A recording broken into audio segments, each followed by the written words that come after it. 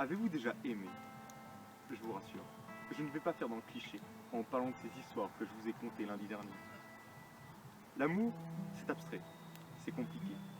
On passe une partie de sa vie à le chercher, à entêter, une autre trop courte à en profiter, et la dernière à regretter, car on n'a pas su garder la personne pour qui votre cœur vibre.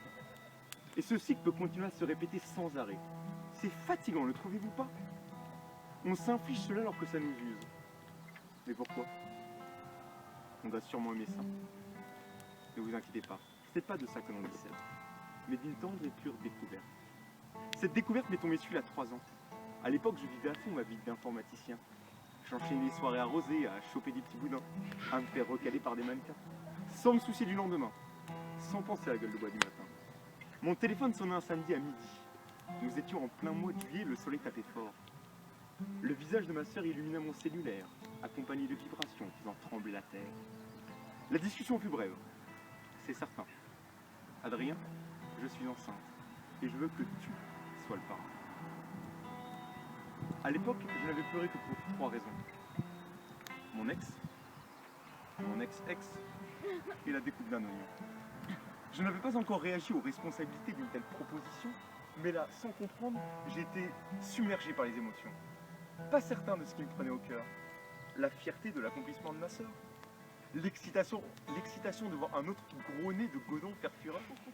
Ou la simple idée de voir se lever dans mes bras cette petite terreur. Je voulais la rencontrer, de suite, maintenant. J'étais pressé.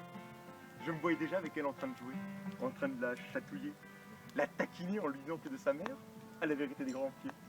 Je me voyais déjà lui apprendre à repérer les mauvais gars, lui raconter ma découverte du slam au Canada, et pourquoi pas l'emmener boire des Corona, quand elle aura l'âge d'avoir le droit.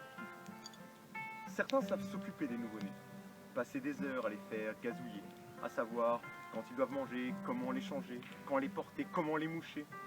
Mais comment lui prouver que vous l'aimez, que vous voulez vous en occuper, si vous n'avez aucune idée de comment réaliser ce qui vient d'être cité, et qu'en plus, vous en êtes terrifié? Moi aussi, j'aimerais lui montrer à quel point je l'aime. Simplement. Mais je me sens comme un Italien qui draguerait en allemand. Pas à mon aise, pas dans mon élément. Une chose est sûre, je suis plus habile avec les mots qu'avec les mômes. Je peux donc les utiliser pour me vanter de connaître l'amour calme et rassurant. Celui qui vous rappelle que les choses simples devraient le rester. Et que l'amour éternel n'est pas qu'une lubie de quelques artistes pensants. Cher Lilou, des milliers de kilomètres nous séparent, rendant nos rencontres encore plus rares. Je déménage souvent, changeant mon quotidien, rencontrant de nouvelles têtes, vivant de nouveaux lendemains. Mais une chose ne changera jamais, mon amour pour toi.